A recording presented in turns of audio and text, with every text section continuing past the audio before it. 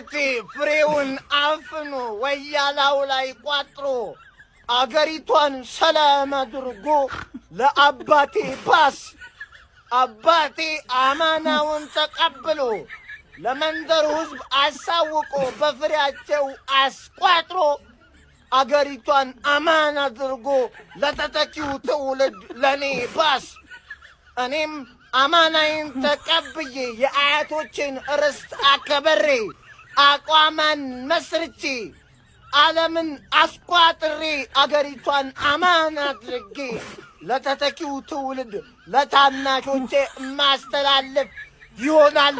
አመሰግናለሁ። እሺ ሌላው ይቅር ቢያንስ የዛሬን በቃ አርሰናል ይህን ጨዋታ አሸነፈ ማለት ጫናው ሲቲ ላይ በቃ እንዳለ ነው የሚወርደው። ሁለት ማች ነው የሚሆንበት ማለት ነው። ኤቨርተንን ገጥመን ከዛ ፓላስ ቦርንሞዝ እግዚአብሔርን ጭራሽ እኔ እንዴት እንደሚሆን አላውቅም። ዛሬ ግዴታ ባለፈው ኒውካስትልን ገጥሞ ነው አርሰናል ይሄ ሺት የሆነ ኒውካስትልን ገጥሞ ነው እና ፉላም ዛሬ እንደው በቃ አትፍሩ ተጫወቱ። በቃ ሳትፈራ እኮ መጫወት ነው አይደል? በቃ አርሰናል ደግሞ ራሱ ለማሸነፍ ነው የሚገባው። በቃ አቻውን አይፈልግም፣ ቀጥታ ዊኒንግ ነው።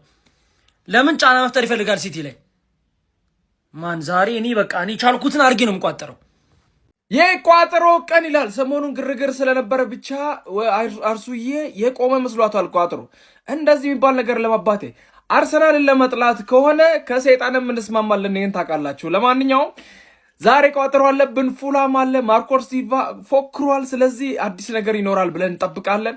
እኛ በራሳችን መካከል የነበረው ነገር መልክ አስይዘናል።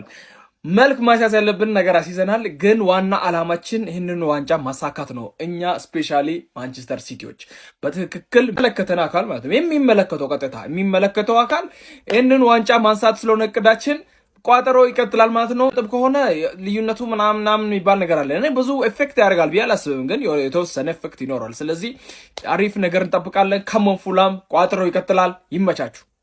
ማንኛውም አርቴታ የፊታችን ቅዳሜ ምሽት 1 ሰዓት ተኩል ከፉልሃም ጋር ከምናደርገው እጅግ በጣም ወሳኝ ጨዋታ በፊት ማለት ነው ከጋዜጠኞች ጋር ሐሳብ አስተያየቱን ተለዋውጧል። ምን እንዳለ ላካፍላችሁ። አስቀድሞ የቀረበለት ጥያቄ ተጫዋቾቻችን የጤንነት ሁኔታን ይመለከታል። እሱም እንዳለው ሆነ ጁኒያን ቲምበር እና ካይ ሃቨርት ከነገ ጨዋታ ሙሉ ለሙሉ ውጪ ናቸው ብሏል። ጀማው የቲምበር ነገር እጅግ አሳሳቢ ሆኗል። ጀማው አርቴታ ራሱ መች እንደሚመለስ ሚያውቅ አይመስለኝም። ጀማው ከዛ በተጨማሪ ደግሞ ማርቲን ኦዲጋርድም እንደዚሁ እርግጠኛ አይደለንም የነገ ጨዋታ ላይ ይኑር አይኑር በሚለው ጉዳይ ላይ የሚል ሐሳብ ሰጥቷል። እንግዲህ ባለፈ ተቀይሮ ሲወጣ እንግዲህ በሻምፒዮንስ ሊግ ከአትሌቲኮ ጋር በነበረን ጨዋታ ላይ ማለት ነው የጉልበት ያለፈው ጉዳቱ እንደተመለሰበት ጭምጭምታዎች እየወጡ ነበር። አርቴታ ምንም ኮንፈርሜሽን አልሰጠም፣ ግን ከነገ ከፉልሃሙ ጨዋታ ይድረስ ማቆም ነገር የለም ሲል ተናግሯል። ጀም ስለ ተጫዋቾቻችን የጤንነት ሁኔታ ያካፈለን ይህንን ይመስላል። ቀሪ መረጃዎች አሉ፣ በቀጣይ ቪዲዮ ይዤ የምመለስ ይሆናል። ጀም ይመቻችሁ ቤተሰቦች ይላል። ዛሬ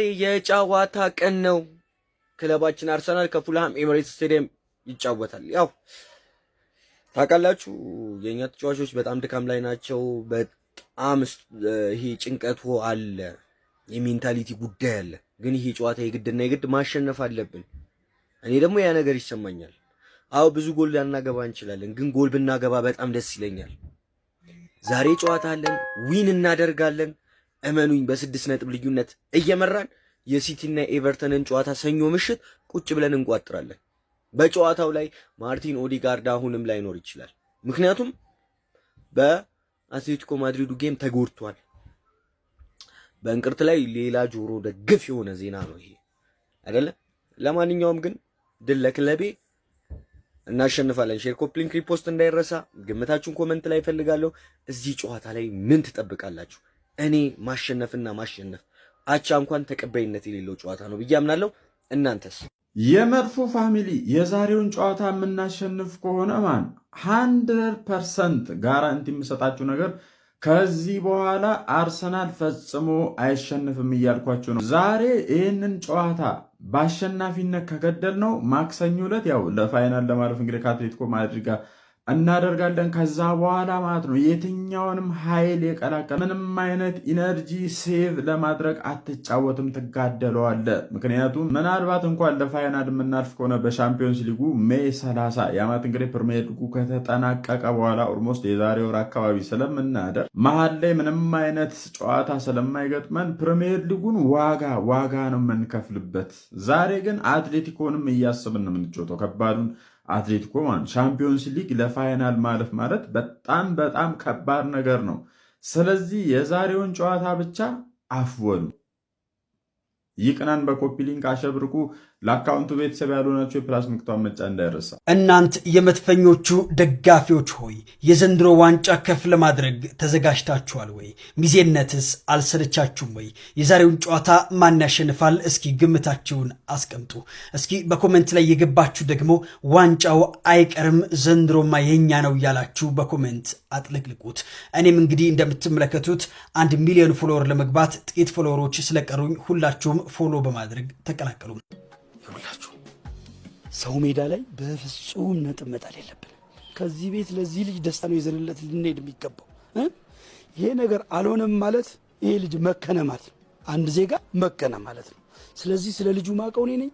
ከእናንተ የሚጠበቀው የሀገሬ ሰው ሲተርት ከፍትፍቱ ፊቱ ይላል። የእኛ ቲም ግን ማለት ነው ፊቱም ፍትፍቱም ራሱ ነው። ዛሬ ማታ 1 ሰዓት ተኩል ላይ ጨዋታ አለ። የጨዋታ ቀን ከጨዋታው በፊት የሆነች ነገር ልበላት። እናንተ ኮፒ ሊንክ ያደረጋችሁ ይቺ ቪዲዮ ጀምሯት። ከሁሉም ነገር በፊት ግን ፉዬ 1 ሚሊዮን ግን ምን ያክል ብዙ እንደሆነ ታውቃለህ?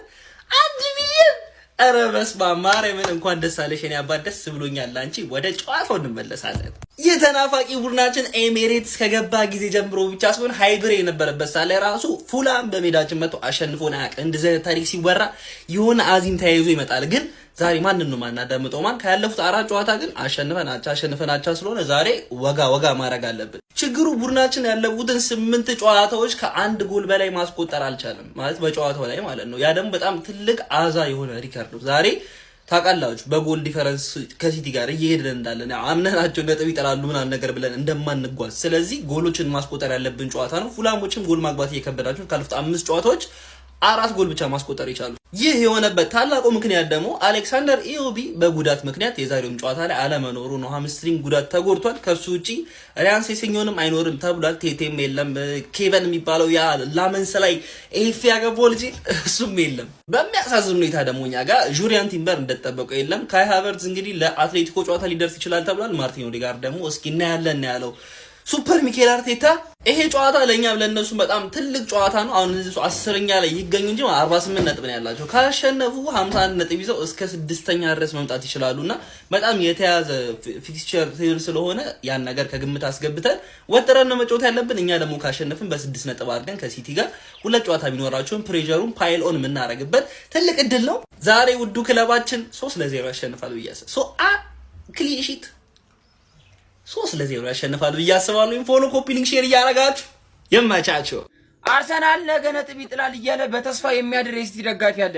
እባካችሁ አርሱለት፣ እንደ ተስፋ እንዳያደርግ እባካችሁ። ነገ ይላችሁ አዳሩ የሱ የተስተካከለ አይሆንለትም። እንኳን አዳሩ የአመቱ መጨረሻ ራሱ እንደጠበቀው ደስተኛ አይሆንም። በቃ ፕሪሚየር ሊጉን አይበለውም። እሱ ግን ወሬ እየሰማ ነው።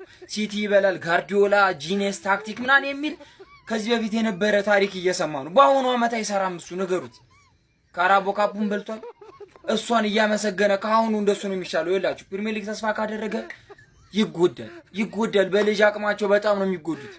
ነገ እስከ 70ኛው እስከ 80ኛው ምናምን ዝም ብለህ 0-0 እንደሆኑ ነው ራሱ ቀድሞ ካላገባ ብትጠብቅ ባለቀ ሰዓት ወገብህን ነው የሚቆርጥልህ። በሚያስጠላ መንገድ እያልክ አንተ ዝም ብለህ ተከራከር። በሚያስጠላ ጨዋታ ነው ያሸነፉት እያልክ ማለት ነው። እነሱ 3 ነጥብ እየያዙ ነው። አንተ እዚህ ትፎቅቃለህ። እኔ ልንገርህ ከአሁኑ ማለት ነው ይሸነፋል ብለህ ተስፋ አታርግ። ነግሬሃለሁ። አድርሱላቸው ለሲቲ ደጋፊ። ይመቻችሁ።